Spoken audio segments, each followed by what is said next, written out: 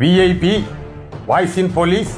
இது போலீஸ் பொதுமக்கள் நல்லுறவுக்கான. அனைவருக்கும் வாய்ஸ் இன் போலீஸ் உங்கள் விஐபியின் வணக்கங்கள். அப்புறம் இந்த பதிவில் ஒரு டைரக்ட் எஸ்ஐ 2016 பேட்ச் திண்டுக்கல் மாவட்டம் பழனி தாலுகாவில் எஸ்ஐயாக இருந்தவர். அவர் இப்போ 2 நாளைக்கு முன்னாடி சஸ்பெண்ட் ஆகிட்டாப்புல. அது குறித்து கொஞ்சம் பார்ப்போம். அந்த பேப்பர் செய்தி, பெண்ணுக்கு செல்போனில் ஆபாச குறுஞ்செய்தி, போலீஸ் சப் இன்ஸ்பெக்டர் பணியிடை நீக்கம் அப்படின்னு. அது என்னென்னா, இவர் பேர் ராஜகோபால், பழனி தாலுக்கு ஸ்டேஷனில் எஸ்ஐயாக இருக்கிறாரு. நேட்டிவ் ஆஃப் இவருக்கு திண்டுக்கல் தான். இவர் அந்த டிஎன்பிஏ ட்ரைனிங் முடித்ததற்கு பிறகு அந்த பக்கம் இருந்துட்டுருக்கிறாரு, ஆம்பூர். அங்கே இருந்த அந்த டீட்டெயில்ஸ்லாம் எடுத்து போட்டிருக்காங்க ராஜகோபால். நீ நினச்சிக்கிட்டு இருக்க நம்ம எங்கே இருக்கிறதுனால ஒன்றும் தெரியாது, அங்கேயும் இதே வேலை தானே பார்த்துருக்க, அந்த ஃபுல்லாக எடுத்து போட்டிருக்காங்க. ஆனால் அங்கேயே தான் தப்பிச்சுக்கிட்டு வந்துட்டார். ஆனால் அங்கேயும் இதே வேலை தான். ரொம்ப ஒழுங்கீனமான ஆளாக தான் இருந்திருக்கிறாரு. அப்படி தான் வருது ஆனால் அவரை பற்றியான தகவல். இப்போ இது என்னென்னா, ஒரு 10 நாளைக்கு முன்னாடி சும்மா ஒரு பக்கத்து வீட்டில் தகராறுக்காக ஒரு திருமணமான ஒரு இளம் பெண்ணு இவர்கிட்ட புகார் கொடுத்துருக்காங்க. அந்த பெண்ணினுடைய அடையாளமோ அது என்ன ஏதுன்றது எதுவும் தேவையில்லை. அந்த புகார் கொடுத்ததன் பேரில் ஒரு வழக்கு பதிவு பண்ணியிருக்கிறாரு. வழக்கு பதிவு பண்ணிவிட்டு அதுகிட்ட நம்ம அந்த இளம்பெண்கிட்ட நம்பர் வாங்கிக்கிறாரு.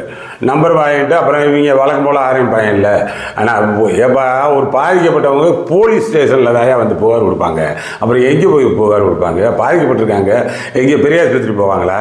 அப்போ கலெக்டர் ஆஃபீஸில் போய் புகார் கொடுப்பாங்களா? போலீஸ் ஸ்டேஷனுக்கு புகார் கொடுக்குறாங்க. உடனே நம்பரை கொடுங்கன்னா, நம்பர் கொடுங்கன்னா ஒரு நல்ல எண்ணத்தில் நம்பர் கொடுப்பாங்க. சார் என்ன நடவடிக்கை எடுத்திருக்கீங்கன்னு அந்த அடிப்படையில் கொடுத்தா அப்புறம் கண்டினியூவாக ஏன்னா இந்த ஆரம்பிப்பாங்கல்ல, என்ன சாப்பிட்டியா, என்ன சாப்பாடு, டிபியில் வச்சுருக்கிற படம் சூப்பரு, அந்த போட்டோ எனக்கு அனுப்பு, இது மாதிரி. ஆனால் அந்த வாட்ஸ்அப் சேட்டும் போட்டு விட்டுருக்கேன், பிளர் பண்ணியிருக்கேன், அதெல்லாம் வேண்டாம் அப்படின்றதுக்காக. ஆனால் இது அனுப்பி விட்டோன்னா அந்த பெண்ணுக்கு அது திருமணமானது, ஃபேமிலியில் இருக்கிறது, அதுக்கு ஒரு இரிட்டேட்டிங் ஆனோடனே அப்படியே தானே உடனே வீட்டுக்கார்ட்ட தகவலை சொல்லுது. இவனுக்கு அதை பற்றிலாம் எந்த அறிவும் கிடையாது, எந்த இதுவும் கிடையாதுங்க. இப்போ வந்துட்டாங்க, உங்களுக்கு பேசுனா அவங்க பேசிடுவாங்க. எப்படி இருக்கானுங்க பாருங்க. ஏன்னா ஒரு எஸ்ஐ ஒரு கஸ்பா ஏரியாவே ஒரு அது மாதிரியான mofussil ஏரியாலெல்லாம் 100 village, 150 village, 250 village, Sivaganga மாவட்டத்திலலாம் ஒரு ஸ்டேஷன். ஆனால் தேவகோட்டை சப்டிவிஷனில் 250 வில்லேஜ் இதெல்லாம் இருக்கும். அவ்வளவு இதுக்கும் கட்டுப்படுத்தக்கூடிய ஒரு அதிகாரம் உள்ள ஒரு பதவி அது. அதில் பாட்டுக்கு பேசிக்கிட்டு இருக்காங்க, நூல் விட்டுக்கிட்டு இருக்கான். அப்புறம் அவங்க வீட்டுக்கார்ட்ட அந்த இளம்பெண் சொல்லி அப்புறம் உயர் அதிகாரியினுடைய கவனத்துக்கு வந்துருச்சு. அங்கே டிஐஜி திரு சசிமோகன் ஐபிஎஸ் அவர் இது மாதிரியான விஷயங்கள்லாம் ரொம்ப கடுமையான நடவடிக்கை எடுக்கக்கூடியவர் தெரியும்.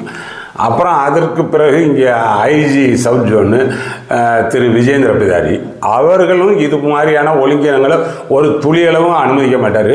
இன்னும் சொல்லப்போனால் நம்ம சேனல்லே நம்ம பதிவிலேயே அவர் திரு விஜேந்திர பிதாரி இங்கே சவுத் ஜோன் ஐஜி ஆகிறாரு அப்படின்னோடனே இந்த 10 மாவட்டம் அந்த சவுத் ஜோனுக்கு கண்ட்ரோலுக்கு உட்பட்ட போலீஸ் மாவட்டங்களுக்கு நம்மளே ஒரு அலர்ட் மெசேஜ் மாதிரி கொடுத்தோம்.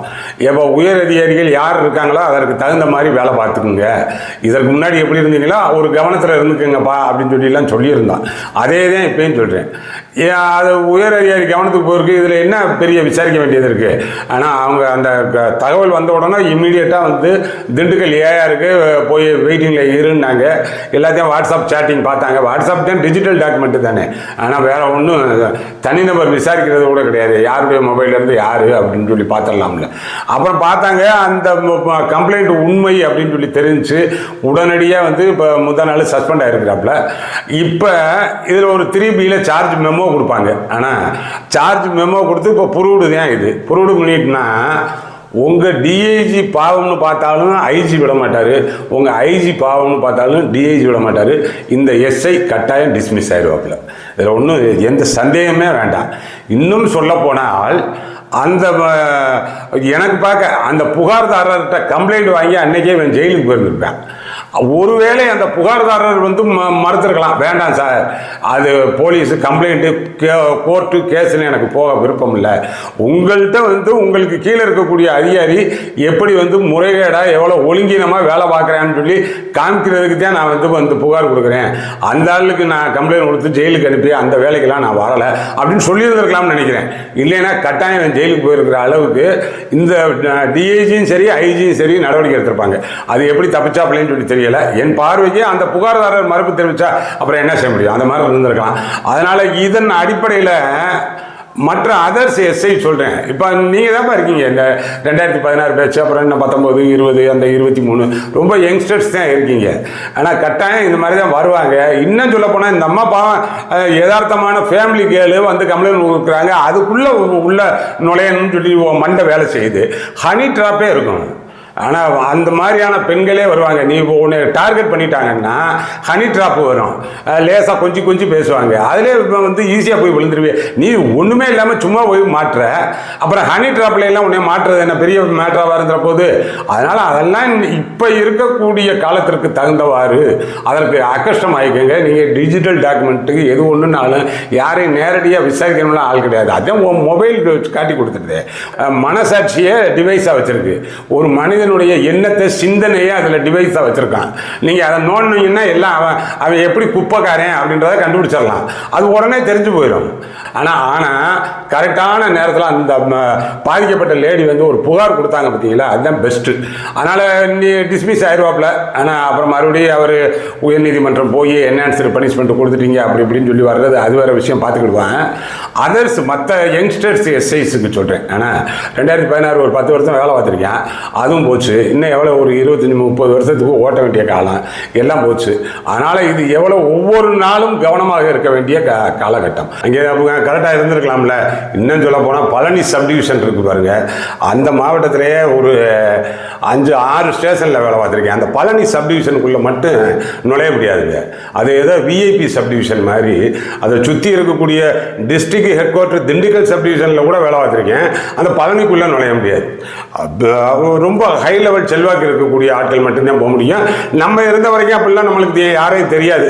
ஆனால் அதுக்குள்ளே நுழைய முடியாது. அப்படி ஒரு நல்ல சப்டிவிஷனு நீங்கள் போய் இருந்தீங்கன்னா, நல்லா இருக்கிறத இருந்தீங்கன்னா உங்களை அற்புதமாக அந்த பழனி முருகன் வாழ வைப்பார். அங்கே போய் இப்படி உல்டா வேலையெல்லாம் பார்த்தீங்கன்னு வச்சுக்க, அதே பழனி முருகன் அங்கே போய் ஏகப்பட்ட பேர் தண்டனைக்கு உள்ளாகி வெளியேறி இருக்காங்க. அன்றாட வந்து இப்போ புதிய அரசு பதவிக்கு ஏற்றதுக்கு பிறகு எவ்வளவு லாண்ட் ஆர்டர் ப்ராப்ளம் வருது. அதுக்கிடையில் இவங்க ஒரு ப்ராப்ளமாக தானே எப்படிங்க யார் எந்த உயர் அதிகாரி ரசிப்பாங்க உங்களை, எந்த வகையில் ஏற்றுக்கிடுவாங்க? அன்றாடம் வந்து லாண்ட் ஆர்டர் பார்க்குறது போலீஸுக்கு உயர் அதிகாரிகளுக்கு அவ்வளோ டார்ச்சராக இருக்குது. அதில் ஒரு ஸ்டேஷனில் இருக்கிறவன் நீ இப்படி ஒன்று பாஞ்சைன்னா உன்னை விடுவாங்களா? நம்ம இதில் பதிவு பண்ணுறது எல்லாம் வந்து இந்த வியூஸுக்காக நீங்கள் லைக் போடுறீங்க, அது இதுக்கான மேட்டரே நமக்கு கிடையாது. அது ஏற்கனவே சொல்லியிருக்கேன். இது பார்த்துக்குங்க. அது ஒரு தகவல், ஒரு செய்தி மட்டும் கிடையாது. நமக்கு அதுக்குள்ளே ஒரு பாடம் இருக்குது. அந்த பாடத்தையும் தெரிஞ்சுக்குங்க அப்படின்றது தான் சொல்கிறேன். ஆனால் அதனால் அது பாருங்கள், அடுத்தடுத்த நல்ல பதிவுகளில் பார்ப்போம். நம்ம சேனல் இன்னும் சப்ஸ்கிரைப் பண்ணலைன்னா பண்ணிக்கிங்க. வணக்கம்.